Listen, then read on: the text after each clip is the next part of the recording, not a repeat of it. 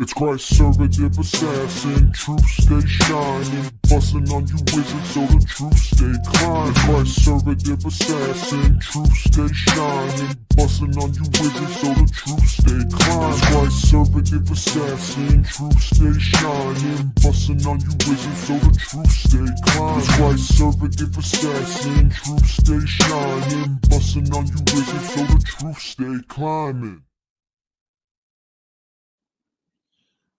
What's up, everybody? Welcome in tonight.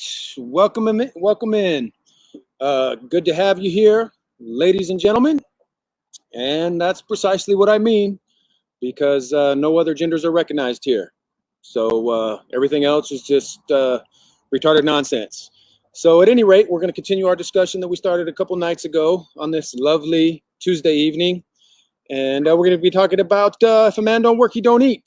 Or what you might call my take on socialism. So anyways, if a man don't work, neither should he eat. And also, you know, the sluggard will not plow by reason of the cold. Therefore, he shall beg and harvest. If you don't participate, you can beg. Hold on.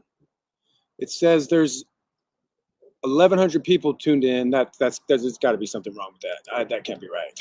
Anyways, but those of you that are there, appreciate you being there. And let me know you're there, and I can say what's up to you. So appreciate all the support. Got to give shouts out, Wifey, Russell Fam, G1 Fam, Big Bear, Cross Culture, of course, and the one, the only Java Joe, the caffeinated assassin, all legends.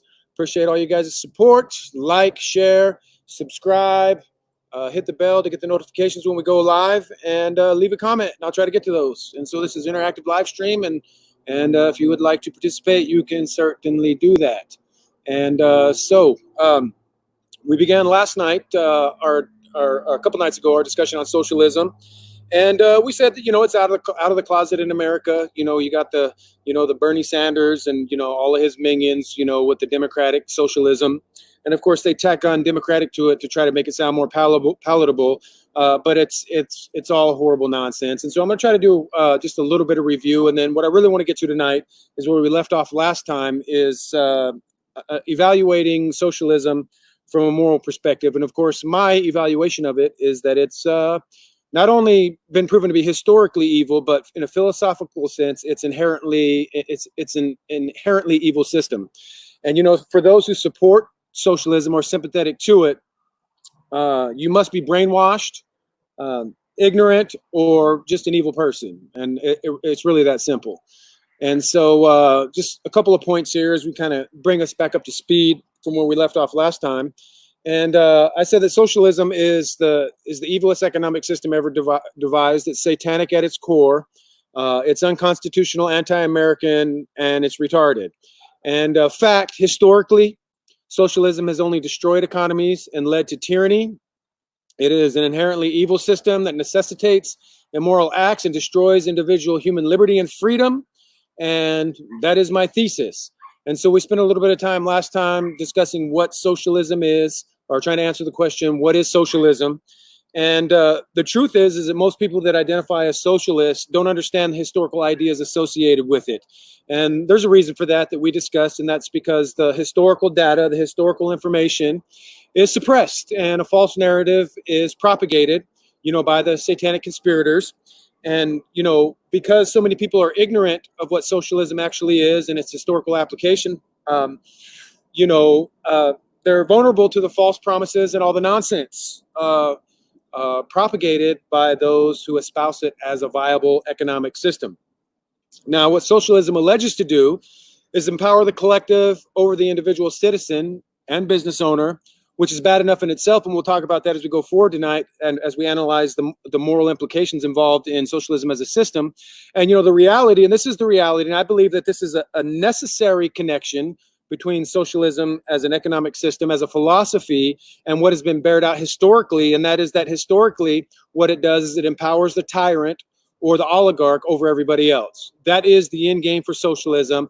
That is what has been proven over and over again historically. Now, you know, every step closer that we take in the United States towards socialization requires an encroachment upon individual human freedom and liberty. And that's why I'm so adamantly opposed against it. I mean, we spent quite a bit of time last time talking about its absolute abject failure as an economic system. It doesn't work. There's reasons for that, which we discussed. I mean, it's the most retarded economic system imaginable. It's a utopian, wet dream. It's simply not possible.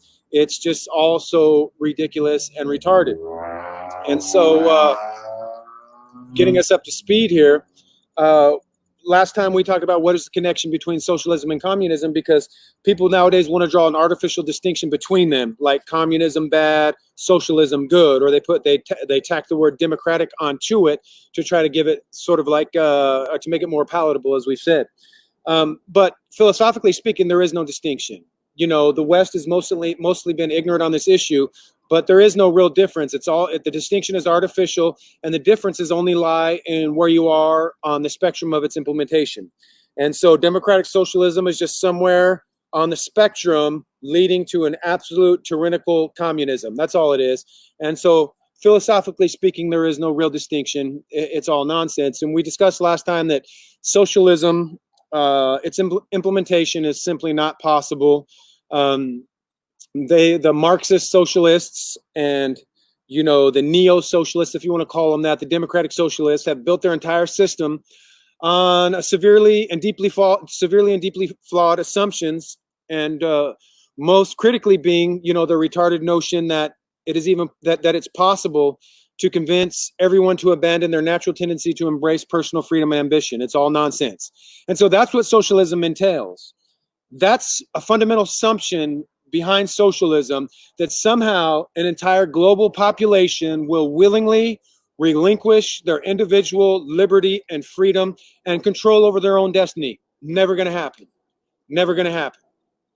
And so pushing us right up to what we want to talk about tonight, of course, we said that when we talk about socialism, we're talking about a delusional utopia.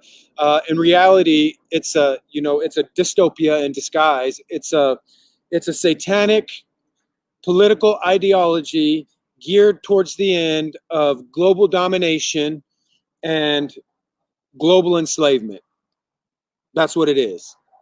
You could probably state it in more concise terms, maybe, but essentially that's what it is. Okay, so tonight we want to evaluate socialism as a moral system, and I want to look at it in terms of its absolute abject moral failure. My claim is that socialism is inherently evil. It's necessarily evil. Now, many who argue against socialism place their emphasis on why socialism isn't an effective economic system. Now, some of those considerations are important. That's why we discussed them last time. But too often the debate focuses on results rather than morals. And it's easy for globalist retards to manipulate results. When you talk about, okay, let's evaluate them as an economic system, it's easy for them to sort of manipulate results, make false promises, cherry pick data to prove that the socialist systems can and do work. And, which is precisely what they do, by the way, which is why we need to shift the argument away from economics to morality, which is what we're going to do tonight.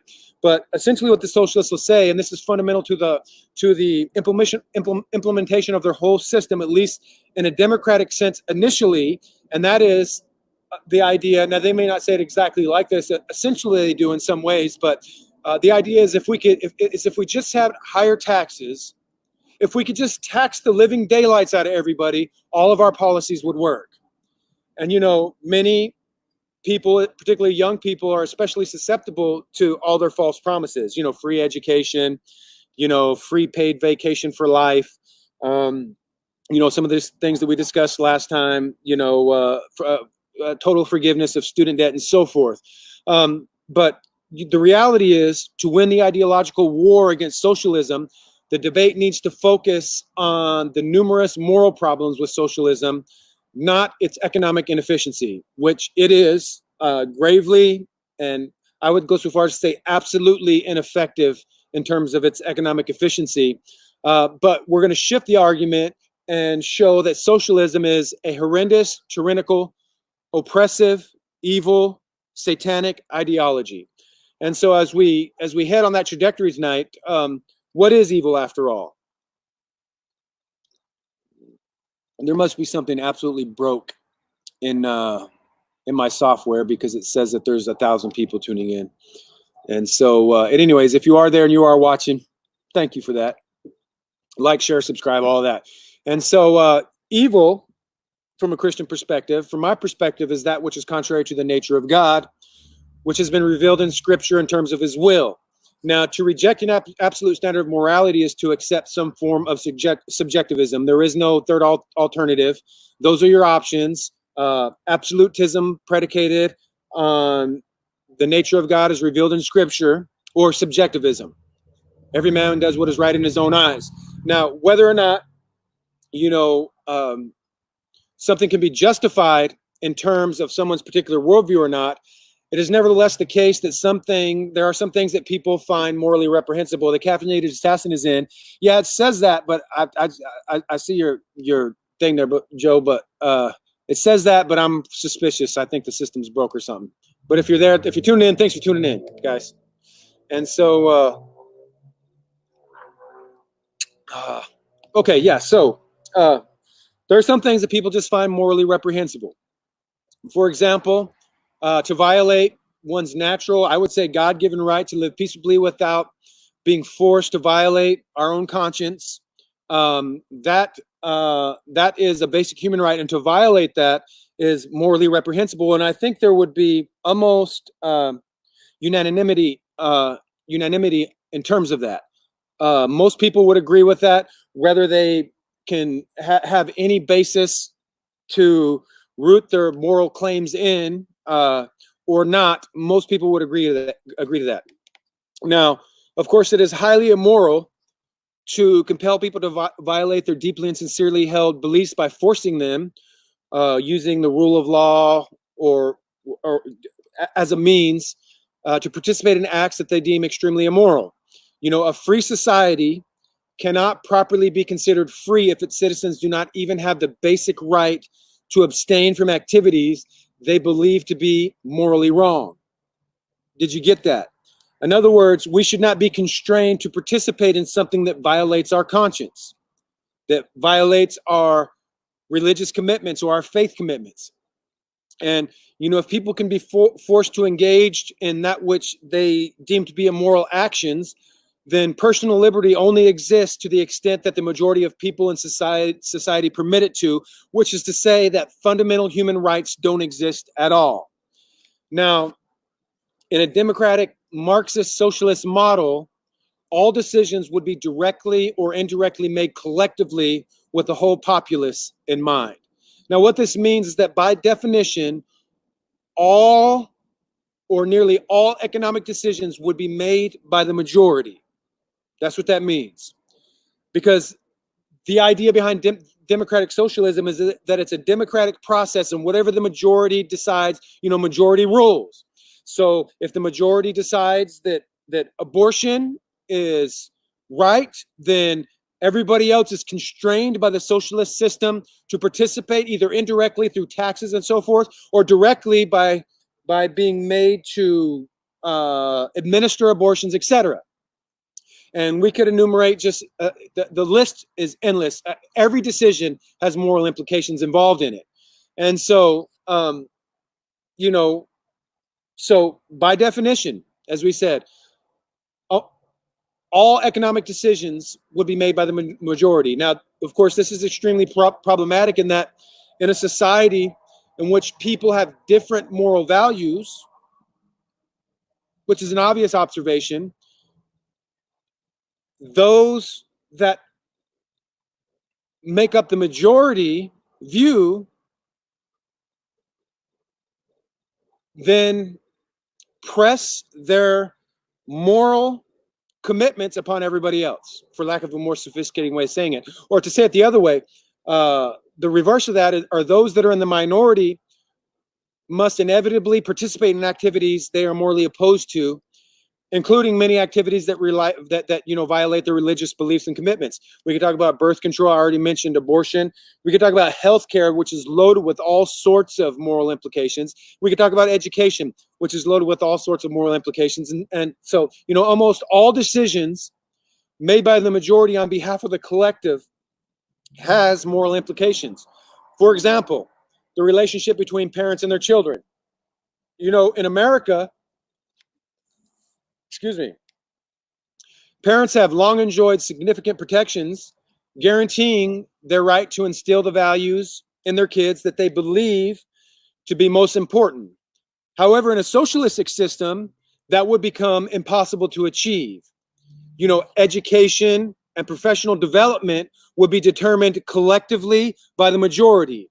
And what that means is that parents' rights only exist to the extent that the majority of the people allow them to, and children's individual skills and interests would need to make way for the requirements of the rest of society. And we talked about this a little bit last time when we talk about all of education is washed out and it just becomes a basically a cog-based skill training by which children become products of the state, and they're trained to do exactly what the state mandates that they do. And that's all that education becomes. So check it out, Bernieites. You know, those of you that want free education and so forth. On a socialistic system, the only thing that the end game is that the only thing education is for is to further propagate your enslavement. And that's it.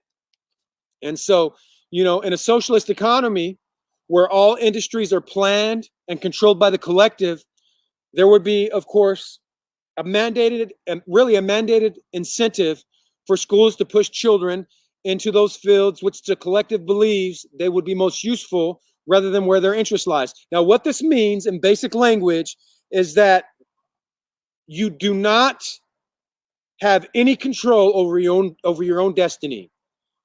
You become property of the state, and you do what the state tells you to do and nothing else. Cheers. And even further than that, parents would have no control over their child's moral education, which morals will be taught and valued. And socialism doesn't allow for diversity at all because the collective makes decisions for everybody. There is no diversity. And of course, all this left-wing, you know, propaganda where you hear so much about diversity, it's all a lie, because the fundamental precept of their entire system is that there is no diversity at all. At all. Whatever the collective says goes, and that's it. No diversities of ideas, no diversities of opinions, no diversity in terms of the application of personal commitments and aspirations. None of that. It's all gone. Now, let's talk about Marx's unavoidable and evil revolution. So we can see, of course, democratic socialism, it's a big fat lie that says that, you know, that the citizenry participate in the decisions through the democratic process. But the implementation of the system, it requires an evil revolution. They know that. That's what they want.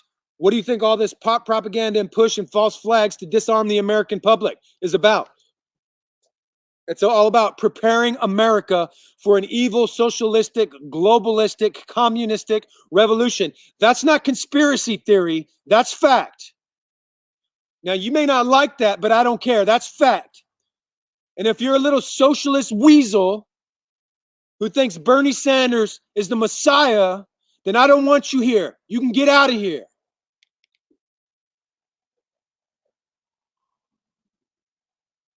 So, in many, you know, modern Marxist socialist, in their literature that they pump out, you know, all their articles and books and so forth, what contemporary socialists attempt to do is distance themselves from the failures, you know, from all the historical failures, you know, of socialism and communism, you know, not just the historical failures, but the contemporary ones too, like Venezuela. And so they'll say things like, you know, Cambodia and China and North Korea and the Soviet Union and, you know, Nazi Germany and, you know, historical and contemporary, you know, all the just, without exception, failures and oppressive regimens.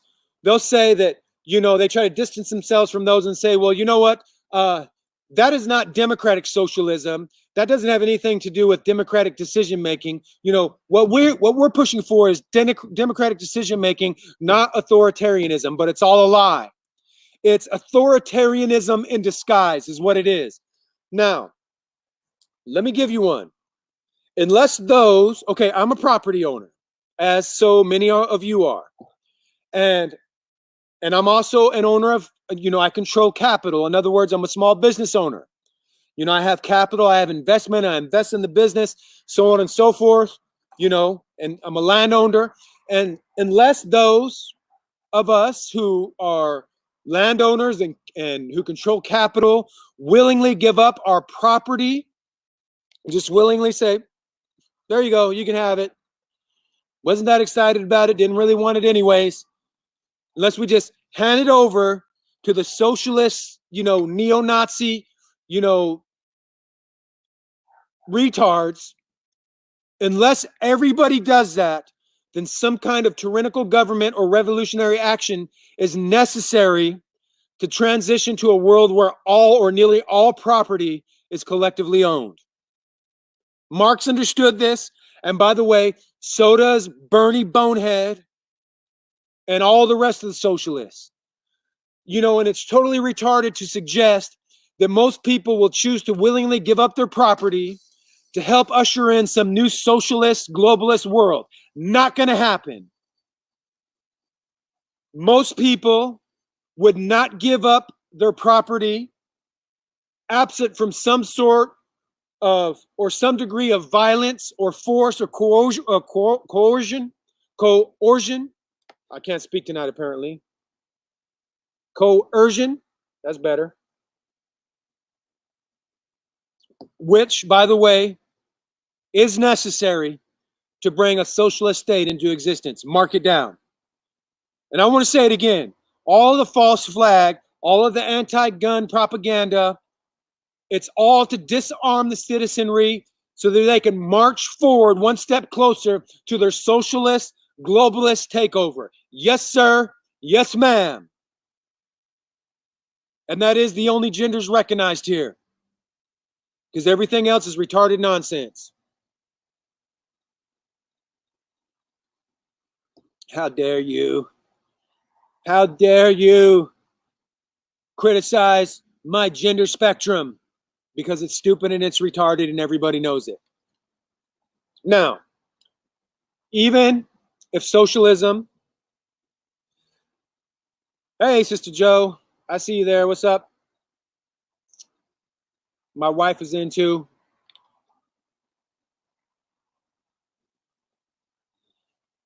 So, even if, you know, a socialist system could be properly and effectively and peacefully implemented. What's up, Christian? I see you. Thanks, bro. I think something's broke. I see there's 1,000 people, but I'm having a hard time believing that. But anyways, if you're there, say what's up to me. If you want to participate in the conversation, please do so. All right. So even if it could be a socialist system could be peacefully implemented, which I'm suggesting that it cannot, impossible, for reasons just discussed, just enumerated, the resulting system would nevertheless sacrifice the rights of the individual, what we might call the individuals that are represented by the minority groups on a democratic socialistic system, so that the collective could have greater power and control. But again, I think the individual and the collective is it's a false dichotomy, because the controllers, the conspirators, they don't care about the individual and they don't care about the collective. All they want to do is exalt the priority of the collective over the individual so that they can ultimately and inevitably subjugate the collective in absolute enslavement to a total satanic new world global socialistic order, something like that. So when we talk about the individual and the collective and so forth, false dichotomy, they don't care about none of that. And so what I want to do is I want to shift gears a little bit and talk more specifically about what's called democratic socialism, what you might call the partial implementation of Marx's ideas, which I believe to be even more dangerous, a greater moral danger in our modern world. And the reason is because historically Marxism does have a bad name.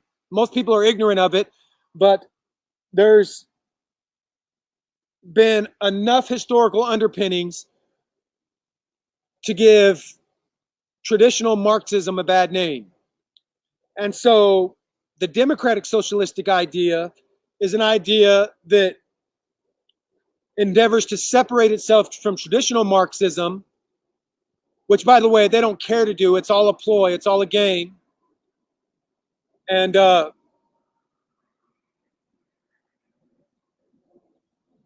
it's all just nonsense. Bottoms up on the coffee cups, by the way. Oh, I remember what I was going to say. That's why it's a greater moral danger, because it's a trick. It tricks people by saying, listen, we don't have nothing to do with traditional Marxism and all the historical evils and so forth. We got this democratic idea, and so it tries to reel people in, hook them in to the nonsense, but don't fall for it. And, when we evaluate a partially socialized society, it is glaringly evident that the same moral issues facing traditional Marxism, plague all modern forms of democratic, socialistic ideas and what you might call socialistic programs, excuse me. So we can talk about collective health care. That's a big one, right? You got burn-off Sanders, the guy who combs his hair with a balloon, always talking about single-payer health care program, Medicare for all. And, this would create it would just be an absolute disaster, and it creates just a number of unavoidable moral problems. You can ask Bernie Sanders, say, hey, Bernie, would abortion and contraception be part of your Medicare for all? And by the way, a completely socialized medical system comes with total government control over the whole system. They control it all. And what that means, and by the way, if you ask Bernie Sanders, what about abortion, Bernie,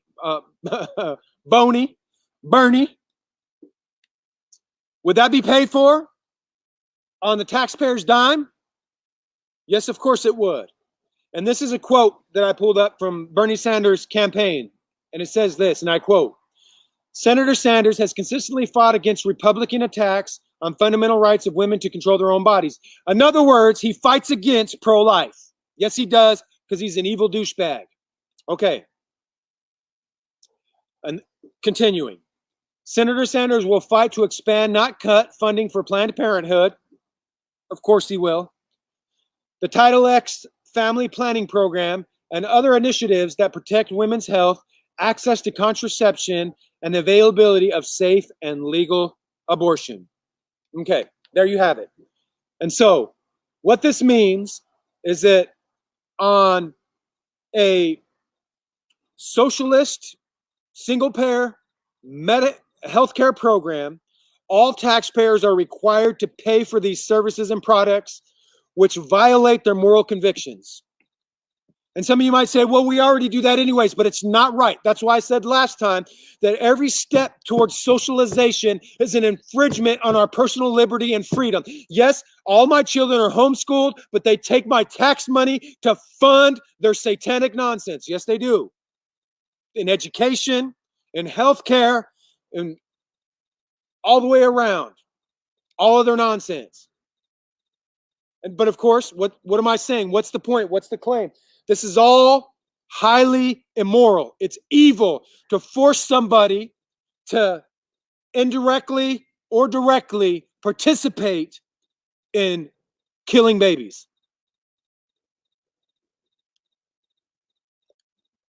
This is necessitated on the socialistic system. That's exactly right. Stoke this fire real quick. Woo.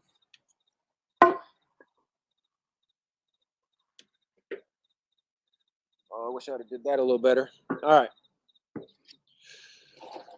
That's why I said that there's a necessary connection between socialism as a system and moral evil. Straight up. Straight up. And so, woo, that fire is really cooking now. And so, we can talk about a number of things. We can talk about, physician-assisted suicide, doctors who will not have the power to say no. What about a doctor who doesn't want to perform abortions? How's that going to work? What about a doctor who doesn't want to perform, partake in assisted suicide? What about patients' rights? You don't get to choose your own doctor. And by the way, your care is at the state's discretion. They set the priorities. Because listen, there's not, and by the way, economically speaking, it will not work because there's not enough money to fund it. That's the first thing. It's so retarded. The second thing is because there's not enough money to fund it, the state will prioritize who receives care. That's exactly right. So whatever the majority decides, if you have self-induced or self-inflicted health issues, maybe they just kick you to the bottom of the line. Deny you medical treatment. And by the way, that happens in quote unquote democratic, socialistic, in nations where the healthcare system has been socialized. The state sets the priorities in terms of who will receive care. And they decide where you go, when you can go, who you can see, what kind of care you receive, and so on and so forth. What about parental rights? Well, not absolute on a socialistic system. And so, a couple of things here. One, all people are forced to participate either directly or indirectly, regardless of moral convictions and religious beliefs. This is necessitated by a socialistic system. All people must participate either directly or indirectly, regardless of your moral convictions or religious commitments. Another thing, the state makes all your personal healthcare choices for you. And the third thing, as I said, the state legislates the priority of who gets care. All necessitated by the socialistic system. Comment, they literally can decide if you receive life-saving care, even if you can pay for it. That's right. That's exactly right. And there's an example in Europe of a sick child, I forget his name, who his parents wanted to relocate him to a different medical facility in a different country to receive treatment. And it went all the way to the Supreme Court or the Supreme Court equivalent in the nation in Europe that the case was involved in. And the state decided on behalf of the medical center, and that child was his parents were not permitted to relocate him to receive treatment elsewhere, and he died. There you have it. And the truth of the matter is, Joe says they kill you if they feel like it. Yeah. But that's the end game, by the way. And not just by universal health care or whatever they want to call it. The end game is total tyranny under the control of an oligarch where, if you revolt, they just shoot you in the head and throw you in a ditch. Historically speaking, fact. So, whether an entire nation's economy is socialized or, a single industry like healthcare, socialism is always accompanied by moral problems. They're necessarily connected to it, which lead to minority groups in society being compelled to participate in activities that they staunchly oppose on moral and religious grounds. And so let me hit a few objections tonight. Socialist objections. They're all stupid and retarded. They all sound like the ramblings, of a gray-headed, big-nosed retard who combs his hair with a balloon.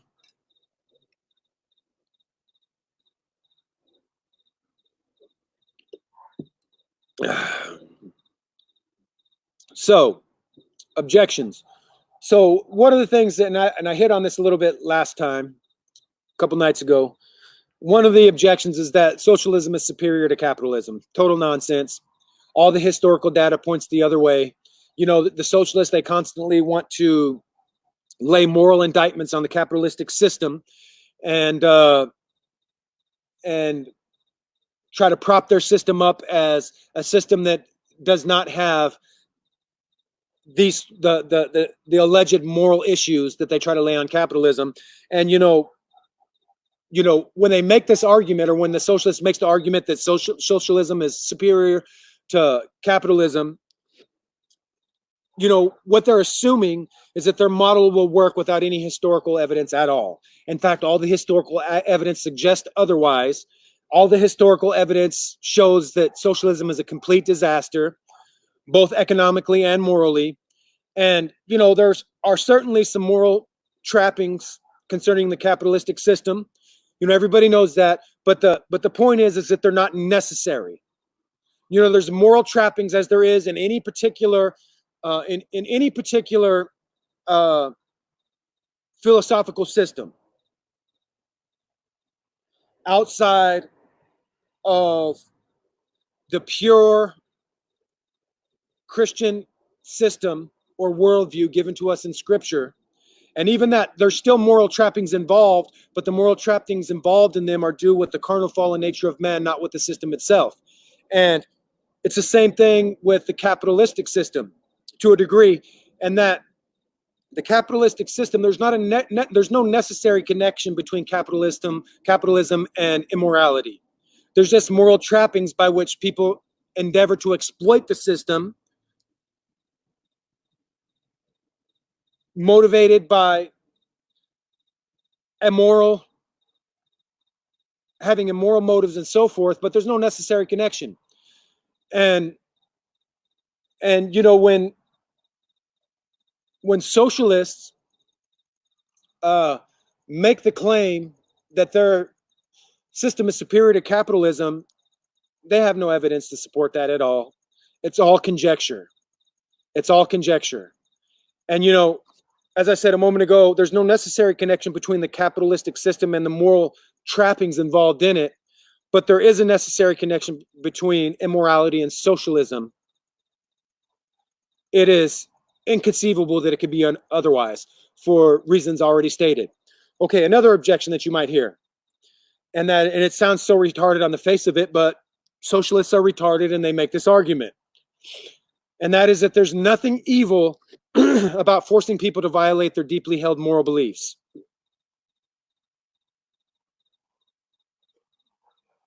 You know, moral concerns, it is alleged, should always take a back seat to other societal problems. So this is their argument. And of course, this is devoid of any objective standard or criteria by which they can substantiate that claim. What is the criteria by which they can determine that moral concerns should take a back seat to societal issues? And what is the criteria by which they can dichotomize those two things anyways? It's all just so retarded. And further to that, what this assumes is that Christianity is false, and that a socialist system would require people to violate the will of God as given in Scripture for reasons already mentioned. And let's assume the opposite. Let's say if Christianity is true, then what that means is that God's will for the world would supersede any attempts to impose economic equality. Now, this objection that there's nothing immoral about forcing people to violate their individual moral convictions, which is just contradictory nonsense. But this objection also fails because socialists cannot prove economic concerns have greater value than individual freedom, including religious liberty and the right to live freely without having to violate one's conscience. Can't do it. And so another objection is that universal consensus is possible, which again is retarded. You know, socialism and the idea of religious freedom or religious liberty or moral freedom are two mutually exclusive ideas. You know, Karl Marx said this, and I quote, he said, "Communism abolishes eternal truths. It abolishes all religion and morality instead of constituting them on a new basis." So what did Karl Marx say? He said, we're getting rid of all that Christian business. We're getting rid of all this idea of moral truths. We're getting rid of religion completely. We're getting rid of morality completely. We're not going to try and reinvent it on the new basis. We're just going to throw it in the trash can. And he goes on to abolish religion as the illusory happiness of the people is to demand their real happiness. In other words, us Christian folks who claim to have joy in God and claim to have happiness and enjoying life and so forth, you know, our happiness is all illusory because it's predicated on something that is allegedly false. And so what Marx says is you got to get rid of that Christianity, get rid of your fake happiness, and we're going to demand your real happiness, which entails eliminating all your personal liberty and freedom. Now, the idea, now follow me here, the idea is that moral concerns related to religion, related to Christianity specifically, are irrelevant because the coming socialist communist revolution and utopia that would follow it is, in fact, the effective doing away with religion. Did you get it?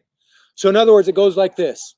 It's like, listen, you guys want to make all the, you capitalist people, you Christian people, you want to make all these arguments about how your personal individual freedom and morality and religious faith commitments will be violated.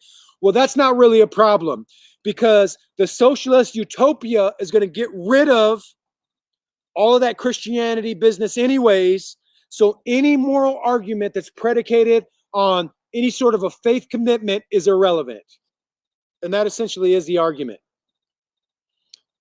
But, you know, even if, you know, Christianity were to disappear, which it's not, by the way, that's what they want, but it's not going anywhere, going to continue to occupy. But just for argument's sake, even if it did, that doesn't mean all people would suddenly agree with everyone else, would agree with each other on all moral issues. That's total nonsense. The idea that total universal consensus concerning things that are moral in character can be achieved is not just naive, it's total 100% BS, nonsense. You know, modern socialists can't even agree with each other on important issues, but yet somehow their utopian dream is going to be realized and actualized where the whole world agrees on everything. Somehow that's possible. Total nonsense.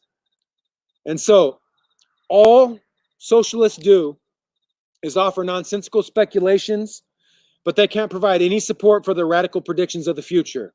You know, despite its utopian promises of classless, harmonious, you know, democratic society, socialism, even if implemented to Marxist standards, it either requires people to abandon their personal moral commitments and faith commitments in favor of some unknown universal standard of morality, or two, some people must participate in social programs or activities that violate their religious, moral, and faith commitments.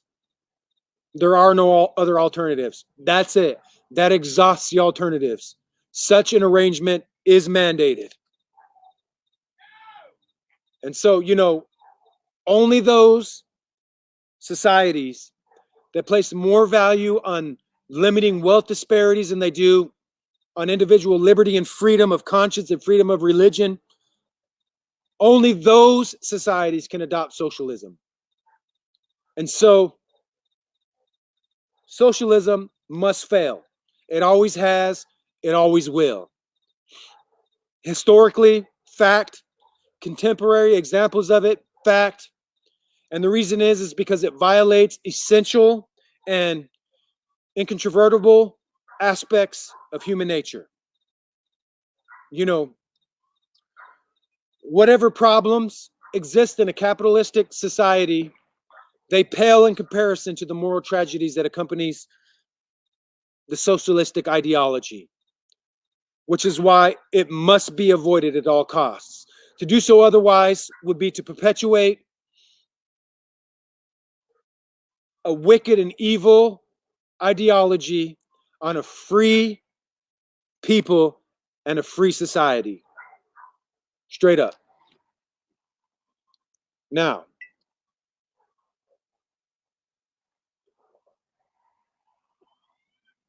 I want to hit a couple more things tonight and then we'll be done. First of all, what about, the socialist bozos, retards that say, well, what about police and fire department and infrastructure? Isn't that socialism? See, isn't socialism nice and sweet? Well, I want to address that because that is not socialism. Now, it is true there are certain industries in the United States that have become socialized, but my claim, and I'm right, is that to the extent that anything is socialized, to that very same extent, our personal liberties and freedoms are encroached upon. You want to talk about welfare? They're taking my money and giving it to somebody else. That's thievery. That's stealing. And we can go right on down the line with that.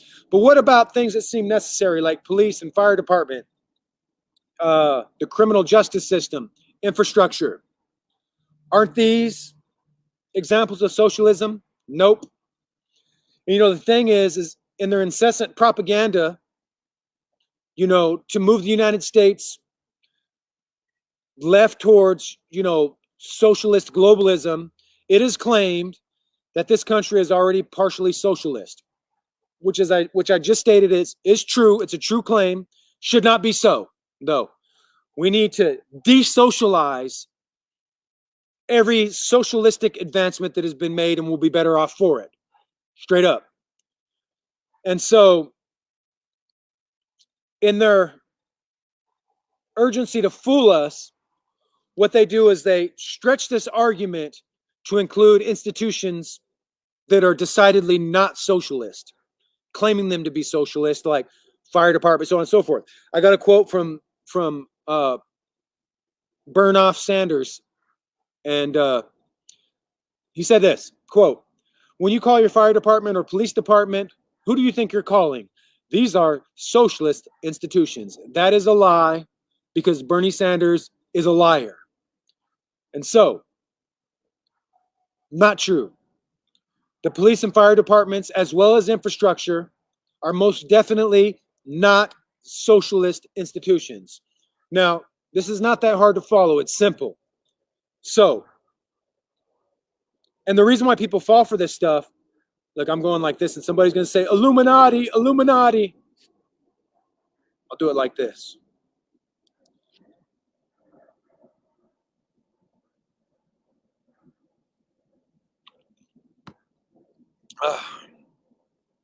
So the reason why people fall for this stuff is because their ignorance of what socialism actually is.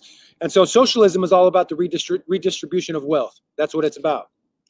People pay taxes, right? And the government then takes that money and gives it to other people, whether they have contributed toward the cost of the service or not. Public school,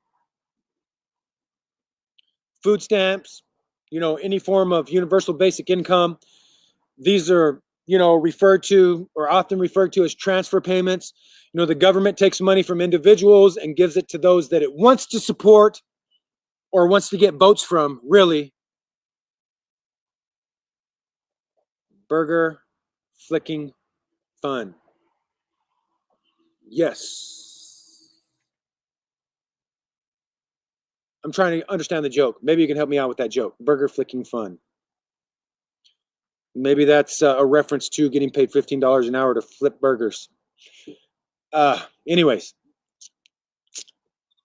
so this, of course, taking money from hardworking taxpayers and giving it to lazy bums is immoral. It's antithetical to the principles of a free and just society. Yes. And, in a free society, citizens recognize that certain threats cannot be dealt with by individuals alone. And so the government's first and only legitimate role is to safeguard the lives and the property of its citizens. That's biblical. To essentially, the other side of that same coin is to punish evildoers, right? Those that want to infringe upon our rights, infringe upon, our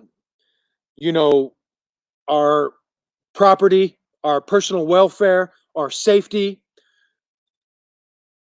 Government is originally established and ordained to protect us from such threats. Oh, booger flicking. Got it. I got it. And I see Sister Joe says, isn't that the sign for okay? Yes, okay. But what they'll do is they'll snapshot that and they'll say, see, 666, Illuminati 666. But no, what I'm doing is flicking boogers, like Joe said. Brother Joe, that is. The caffeinated assassin. So, I'm wondering if I got my, I don't know. I'm confused by the number of alleged viewers and the lack of participation tonight. At any rate, we'll see what the view count is when we get done. To see if it's just the software having a glitch or something. I don't know. But anyways, or maybe I'm just not that. Maybe I just don't endear myself to people to want to participate. Maybe that's what it is. And so what were we talking about? Oh, we're talking about certain threats cannot be handled on an individual basis, right? And so we're talking about the government's, legitimate role is to safeguard the lives, rights, and property of its citizens. And so what we do is we pay a little bit of taxes. It's the right thing to pay a little bit of taxes. Maybe 10% would be more than enough. I mean, I wish we could just cut the bureaucracy and just get rid of about 90% of, our political bureaucrats, because we just don't need them. Just gone. I'd sign up for that right now. Right now. And so, we pay a little bit of taxes, maybe 10% or something like that, which would be plenty for, police, fire, infrastructure, the social justice system, or the civil, civil justice, so on and so forth, and military, all of that, right? Prisons, a place, to incarcerate evildoers, all of that, right? To incarcerate criminal, emergency services. Although I will say, as far as emergency services go, my suspicion, and I'm pretty sure I'm right on this, is those would be much more effectively run privately. Yeah. But, the military and police and justice systems should be completely public institutions. And the reason for that is because fighting invaders or, a necessary foreign war, which I don't know if there's ever actually been one. Maybe we'll talk about that in future streams. But at any rate, that requires a national public effort. Only a united public effort can adequately defend a whole nation or territory from invasion or defeat from a dangerous enemy. One individual cannot fight a forest fire. One individual cannot make provisions to protect against floods or an invading army or a rioting mob. That requires a community effort. And, free peoples have understood that concept since the beginning of time. And it's not socialism. It's the price free people willingly pay to stay free.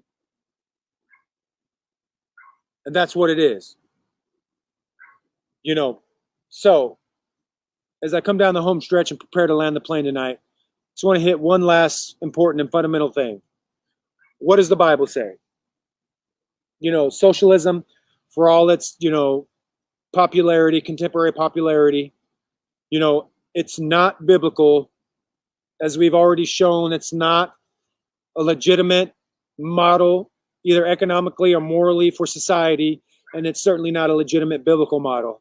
And so in opposition to the Bible, or socialism is diametrically opposed to biblical teaching.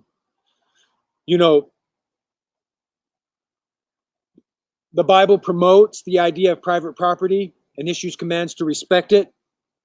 You know, the commandment, thou shalt not steal, would make absolutely no sense, would be absolutely meaningless without private property. You know, unlike what we see in the failed experiments of socialism, the Bible honors hard work and teaches that individuals are responsible to support themselves. If you don't work, you don't eat. If you're lazy, you starve. That's what the Bible teaches. Further, the redistribution of wealth, which is foundational to socialism, destroys the entire biblical framework of personal accountability and responsibility. It destroys the entire biblical ethic, what you might call the entire biblical work ethic. And you know, the Bible clearly teaches our responsibility to serve God with our private resources. And so let me give you a few things and then we'll get out of here tonight. Socialism is based on a materialistic, atheistic worldview. Socialism punishes virtue and rewards vice. And by the way, all of these were either said or implied in everything that we discussed over these last two streams. So let me say them again. First, socialism is based on an atheistic, materialistic worldview. 2, socialism punishes virtue and rewards vice. 3, socialism endorses stealing. 4, socialism encourages envy and class warfare. And 5, socialism seeks to destroy marriage and family. All facts.